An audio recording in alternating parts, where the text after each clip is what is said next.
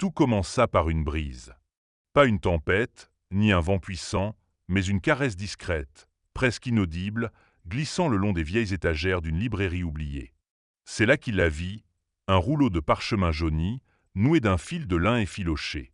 Il n'y avait ni étiquette, ni titre, seulement un point invisible qui semblait tirer l'âme vers lui. Le protagoniste, un homme que la vie avait vidé de ses certitudes, n'était pas venu chercher quoi que ce soit ce jour-là. Mais l'appel était là, enfoui entre les fibres du parchemin, plus ancien que les livres, plus tenace qu'un souvenir. Il tendit la main, et au moment même où ses doigts frôlèrent le cuir craquelé, un frisson remonta sa colonne. Quelque chose venait de s'éveiller. La carte ne s'ouvrait pas comme les autres. Chaque pli semblait résister, comme si elle n'acceptait d'être déployée qu'en présence d'un esprit prêt à écouter. Lorsqu'elle se déroula enfin, une odeur de terre humide et de feu ancien s'en échappa. Sur la surface décolorée, des lignes sinueuses dessinaient des chemins, mais aucun nom, aucune direction. Seulement des symboles, des spirales, des cercles entremêlés, des flèches tournées vers l'intérieur. Il y avait une phrase, gravée en lettres minuscules dans un coin. « Ce que tu cherches n'est pas un lieu, mais une souvenance. » Le cœur du voyage n'était pas géographique, il était mémoriel. Cette carte, ce n'était pas un itinéraire, c'était une invitation. Et si la plus grande sagesse ne se trouvait pas dans les livres, mais cachée le long de chemins oubliés du temps? Cette question le hanta dès l'instant où il quitta la librairie, la carte roulée sous le bras. Ce n'était pas seulement une quête de réponse. C'était une quête de résonance. Il ne savait pas encore où cela le mènerait, mais chaque pas semblait le rapprocher d'un souvenir qui ne lui appartenait pas, ou peut-être que si. La ville autour de lui paraissait plus floue. Les sons devenaient échos, les visages, reflets. La carte pesait dans son sac comme une promesse ancienne, et pourtant urgente. Une nuit, alors que le silence régnait, il l'entendit clairement, un murmure. Ce n'était pas une voix humaine, mais quelque chose de plus ancien, de plus profond. Le murmure parlait en symboles, en émotions, en images fugitives. Un oiseau de feu traversant un désert rouge, une tour effondrée sous le poids du souvenir, un enfant regardant le ciel sans nommer les étoiles. Mais ce premier chemin n'était pas fait de pierre ni de poussière. C'était une fracture dans l'ordinaire, une faille discrète dans le tissu du quotidien. Elle apparaissait entre deux battements de cœur, dans un reflet flou sur une vitrine ou dans le motif imprécis d'un carreau de sol. La carte, maintenant gardée près de lui, semblait vibrer faiblement à chaque fois qu'il posait le regard sur l'un de ces indices. Un détail surgit soudain de sa mémoire.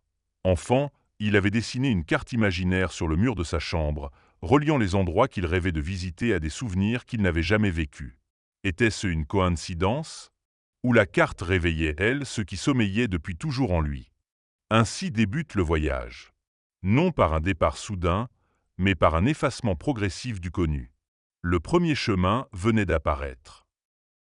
Le premier symbole que le protagoniste réussit à décrypter ressemblait à une flamme inversée, entourée d'un cercle brisé. Il ne trouva nulle part ce signe dans ses recherches modernes.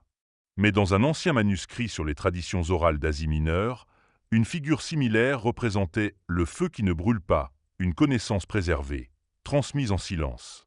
La carte, déployée sur une table de pierre qu'il découvrit dans une clairière isolée, commençait à révéler plus que des symboles. Chaque section nouvellement ouverte déclenchait une sensation physique. Des picotements dans les doigts, une chaleur dans la poitrine, parfois même des souvenirs qui n'étaient pas les siens. Comme si les chemins étaient des canaux de mémoire collective. Il suivit l'un d'eux jusqu'à une ruine au bord d'un lac noir. Là, gravé dans la pierre, il trouva le second symbole, une main ouverte contenant une spirale. Ce motif apparaissait dans les rituels chamaniques de civilisations oubliées, symbole de transmission, mais aussi de boucles temporelles. Et soudain, tout devint clair. La carte retraçait des passages de sagesse perdue. Pas des lieux physiques, mais des points d'ancrage entre la conscience humaine et son héritage enfoui. À mesure qu'il avançait, chaque symbole réveillait des réminiscences. Il vit dans ses songes un temple sumérien, puis une cérémonie celtique, un chant gravé dans une langue qu'il ne parlait pas mais qu'il comprenait. Il ne rêvait pas, il se souvenait. Il rencontra une vieille femme vivant au bord d'un ravin, dans une maison de bois rongée par le temps. Elle ne parla pas. Elle lui tendit un fragment de miroir et le posa sur la carte. Le reflet ne montra pas son visage, mais celui d'un enfant courant sous la pluie, tenant un parchemin semblable. Elle hocha lentement la tête, comme pour lui dire que ce qu'il cherchait avait déjà été trouvé, puis perdu à nouveau. Un soir, alors qu'il méditait près d'un feu, il comprit enfin l'un des secrets. Les symboles ne sont pas fixes. Ils évoluent selon l'esprit qui les lie. À chaque fois qu'il revenait sur une section déjà ouverte, la carte semblait différente. Un nouveau trait apparaissait, une couleur, un détail oublié. La carte n'était pas un artefact figé. Elle était vivante, sensible, adaptative. Les traditions qu'il découvrait, africaines, asiatiques, précolombiennes, mais aussi enfouies dans ses propres racines, parlaient toutes d'un même feu, celui de la mémoire initiatique. Il comprit alors que la sagesse véritable n'était pas stockée dans les temples, mais cachée dans les gestes quotidiens, les contes transmis au coin du feu, les silences des anciens. Lors d'un passage en haute montagne, il trouva un ancien autel sculpté à même la roche. Autour, des traces d'offrandes anciennes, coquillages, os polis, morceaux d'ambre. Il y plaça la carte. Le vent souffla et une voix sembla s'élever entre les rafales, chantant dans une langue oubliée. Il ne comprit pas les mots, mais leur signification lui transperça le cœur. Tout ce qui est oublié n'a jamais cessé d'exister. À cet instant, un troisième symbole apparut, un arbre aux racines inversées, plongeant vers le ciel. Un pont entre les mondes. Il commença à comprendre que cette carte était un seuil. Un artefact initiatique qui ne montrait pas des vérités, mais les faisait naître. Elle ne lui donnait rien, elle éveillait ce qu'il portait déjà. Les chemins n'étaient pas des directions, mais des éveils. Et chaque tradition qu'il touchait, chaque symbole déchiffré, le ramenait un peu plus près d'un centre qu'il n'avait jamais vu, le cœur invisible du savoir humain. Certains chemins évoquaient des conflits oubliés, des extinctions, des renaissances. Il vit des peuples entiers danser sur des volcans éteints, des enfants sculpter des histoires dans la pierre, des mères ensevelies avec des chants gravés dans les os. Il comprit que la sagesse ancienne n'était pas figée dans le passé. Elle se réécrivait à chaque génération, mais seul celui qui se souvenait pouvait la transmettre. Et alors qu'il posait la main sur la carte, il sentit pour la première fois qu'il n'était plus seul. Il arriva dans une vallée étrange, encadrée par des montagnes qui semblaient se courber vers le centre, comme si la terre elle-même protégeait un secret. Là, la carte pulsa d'une lumière pâle. Une nouvelle portion s'y déploya d'elle-même. Un enchevêtrement complexe de lignes entrecroisées, semblable à un labyrinthe vivant. Ce n'était plus une simple route. C'était un réseau, un tissu. Le protagoniste comprit que la carte le guidait désormais non pas à travers des lieux, mais à travers des mémoires. Chaque croisement était un instant figé dans le temps, un nœud entre des histoires que tout semblait opposer. Il y avait là le souvenir d'un artisan égyptien sculptant le même motif que celui retrouvé dans une grotte d'Amérique du Sud, à des millénaires d'écart. Une chamane inuite fredonnant une mélodie identique à celle d'un moine tibétain. Des fragments d'humanité dispersés, mais tissés ensemble dans le silence des siècles. À mesure qu'il progressait, il sentait les frontières se dissoudre. Les cultures, les époques, les identités se superposaient. Il entrait dans une zone où la logique linéaire n'existait plus. Le passé, le présent, le futur devenaient des échos circulaires. Il voyait des scènes familières, mais les visages changeaient. L'enfant perdu devenait le vieux sage, le bourreau se muait en protecteur. Les histoires tournaient, se reflétaient, se répondaient. Il fit une halte près d'un arbre mort, au tronc creux. À l'intérieur, gravé dans le bois, un symbole qu'il avait déjà vu, mais jamais dans ce contexte. Un souvenir remonta soudain. Il l'avait aperçu dans le carnet de son arrière-grand-père, un journal qu'il croyait anodin. Tout était lié. Ce labyrinthe n'était pas seulement celui de l'humanité, c'était aussi le sien. Il s'aperçut que certaines voies s'effaçaient dès qu'il essayait de les comprendre rationnellement. Mais si, au contraire, il se laissait porter par l'intuition, les chemins s'ouvraient. Le savoir ne se livrait pas sous la contrainte, il exigeait l'abandon. Lâcher le besoin de contrôle. Écoutez. Une nuit, dans une grotte silencieuse, il fit face à son propre reflet projeté par le feu. Mais ce n'était pas son visage qu'il voyait. C'était une multitude d'yeux, de regards à travers les âges, qui l'observaient. Chacun avait parcouru ce labyrinthe avant lui. Chacun avait échoué, ou transmis un fragment. Il ne devait pas comprendre le tout, mais honorer les parties. Le lendemain, Une série de chemins circulaires apparut sur la carte. Ils tournaient autour d'un centre invisible, jamais révélé. Il comprit que l'objectif n'était pas d'atteindre un point final, mais de s'approcher du centre avec humilité. Le voyage était spirale, pas flèche. Des voix lui parvenaient parfois, des prières dans des langues mortes, des cris de révolte, des chants de naissance. Toutes ces voix faisaient écho à une seule émotion, la volonté de survivre en se souvenant. Le labyrinthe n'était pas un piège. C'était une mémoire partagée. Un organisme vivant constitué de récits. Plus il avançait, plus il rencontrait de symboles hybrides, moitié connus, moitié inventés. Il comprit que l'histoire humaine était un palimpseste, une page réécrite sans fin. Rien ne disparaît vraiment.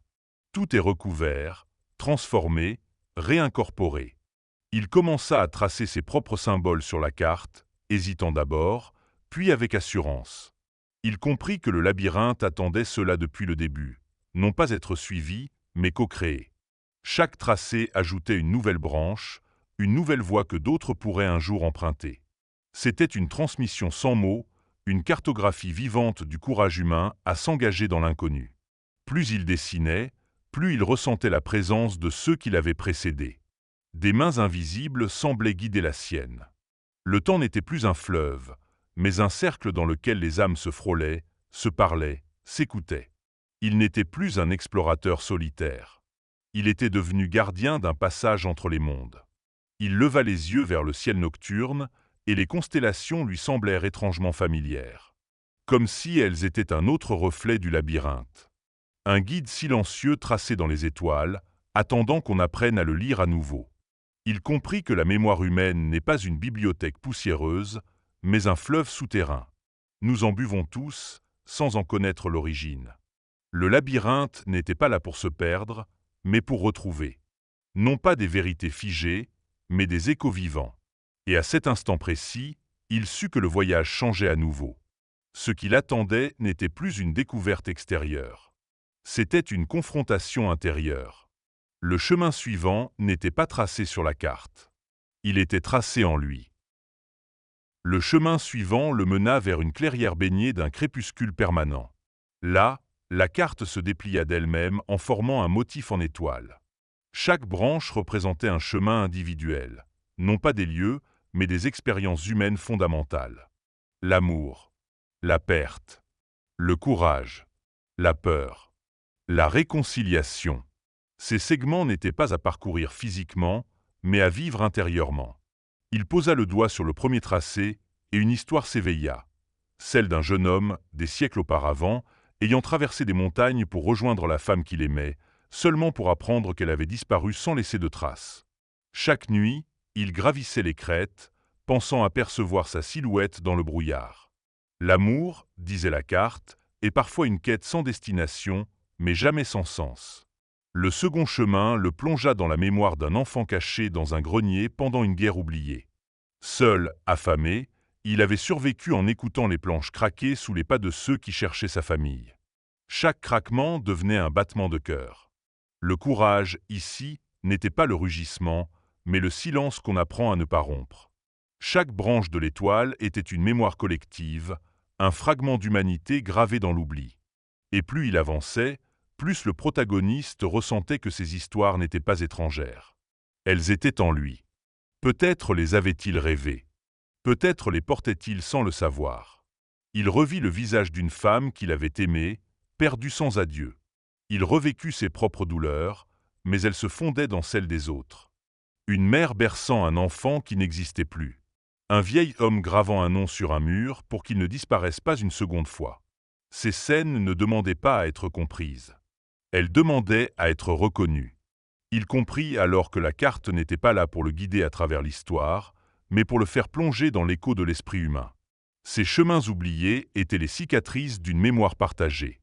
Une voix intérieure lui murmura « Tout ce que tu ressens, d'autres l'ont ressenti. Et tout ce qu'ils ont traversé, tu le portes en silence. » C'était cela, la sagesse oubliée, non pas une vérité absolue, mais une reconnaissance profonde. L'humain n'est jamais seul dans ce qu'il vit. Il s'assit au centre du motif en étoile. Chaque branche vibrait d'une énergie différente. En fermant les yeux, Il fut traversé par des images. Un soldat jetant son arme dans un fleuve, une jeune fille gravant des poèmes dans la boue, une vieille femme offrant le peu qu'elle avait à un inconnu. Il pleura. Pas de tristesse, mais de reconnaissance. Chaque histoire était une offrande, un don du passé au présent. Il vit aussi la haine, la trahison, l'oubli. Rien n'était idéalisé. Tout était vrai. La carte ne filtrait pas. Elle montrait. Elle exposait l'âme humaine dans toute sa beauté et sa fracture. Et puis il y eut le dernier chemin. Celui qui ne portait pas de symbole. Juste une lumière douce, vacillante. En le suivant, il se retrouva face à lui-même, enfant, adolescent, adulte, vieillard, tous réunis dans un même regard. Il vit ses choix, ses renoncements, ses actes manqués. Mais il vit aussi ses pas vers la lumière, ses élans de vérité, son désir profond de comprendre. Ce chemin était le plus douloureux, car il ne racontait pas une histoire oubliée, il racontait la sienne. Mais il était prêt, car chaque mémoire honorée jusque-là l'avait préparé à cette rencontre. Il reprit la carte, ou ce qu'il en restait, et remarqua que certaines branches de l'étoile continuaient à évoluer. De nouveaux récits apparaissaient.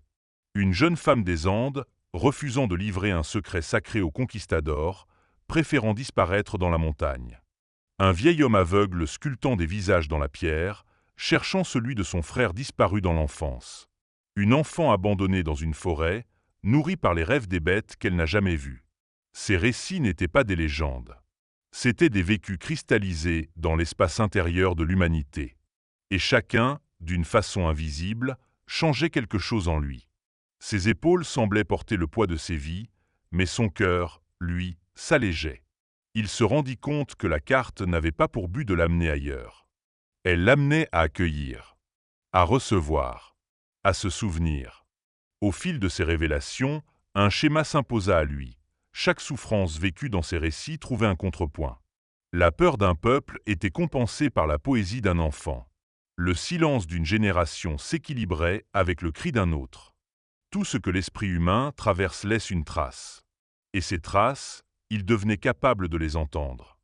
Un jour, en observant une branche de la carte qui s'effaçait peu à peu, il comprit que certaines histoires meurent si elles ne sont pas transmises.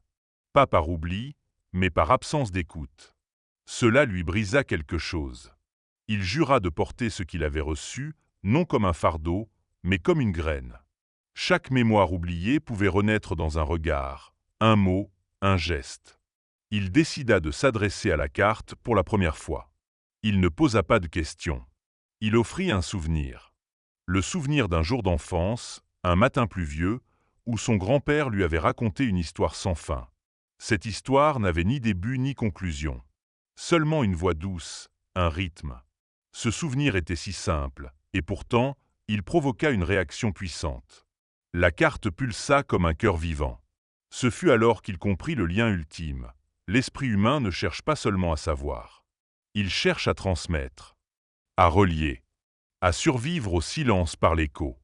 Et ce qu'il tenait entre les mains, ce n'était pas une carte des terres perdues, mais une architecture fragile de ce que nous sommes, tous des conteurs de l'invisible. Il s'éloigna de la clairière, la carte toujours contre lui, mais différente désormais. Elle n'avait plus besoin de se déployer. Elle était imprimée en lui, dans ses gestes, dans ses mots futurs. Chaque personne qu'il rencontrerait porterait une branche de ce qu'il venait de traverser. Le monde extérieur n'avait pas changé, mais il ne le verrait plus jamais de la même manière. Il gravit une colline aux herbes rousses, balayée par un vent ancien. Là-haut, il déroula une dernière fois la carte.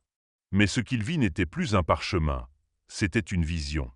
Devant lui s'étalait une immense fresque vivante, mouvante, faite de récits, de symboles, de visages et de lieux. Un monde tissé à partir de toutes les histoires parcourues. La carte s'était transformée. Ou peut-être était-ce lui. Ce n'était plus un guide extérieur, mais un miroir de ce qu'il était devenu. Chaque segment brillait d'une lumière propre. Chaque voie qu'il avait explorée formait maintenant une constellation. Il comprit, ce n'était pas une carte ancienne, mais une carte en devenir. Vivante, expansive, infinie. La fresque se mit à pulser doucement. Des chemins qu'il n'avait pas encore suivis apparaissaient. Des mémoires en attente. des récits à raconter. Et au centre, un espace vide. Non pas un manque, mais une invitation. Une place pour lui, pour sa propre histoire. Pour ses choix, ses mots, sa mémoire. Il pensa alors à tous ceux qui n'avaient jamais trouvé leur carte. À ceux qui n'avaient jamais pu écouter les murmures, déchiffrer les symboles, recevoir les récits. Et il comprit, cette carte n'est pas un privilège. Elle est une responsabilité. Il s'agenouilla. Il sortit de sa poche un petit objet, un bouton de chemise qu'il avait conservé depuis l'enfance. Sans raison, il le plaça au centre du vide. Et à cet instant, la fresque se rétracta. Non pas pour disparaître, mais pour se fondre en lui. Le vent s'arrêta. Le temps sembla suspendu. Une voix, ou peut-être une pensée, résonna en lui, « Ce que tu cherches existe parce que tu es prêt à le porter. » Il n'y avait plus de quête, plus d'objectif. Seulement une présence, vaste et silencieuse, qui attendait d'être vécue. Alors il se leva, la carte maintenant invisible, mais inscrite en lui. Chaque pas qu'il ferait désormais serait un trait de cette carte en expansion. Chaque rencontre, un point de lumière. Chaque épreuve, un croisement. Il n'était plus seulement un voyageur. Il était devenu passeur. Il se retourna une dernière fois. Là où il avait vu la fresque, il n'y avait maintenant que l'horizon. Ouvert, changeant, vivant. Et dans ce vide immense, il n'y avait ni peur, ni attente.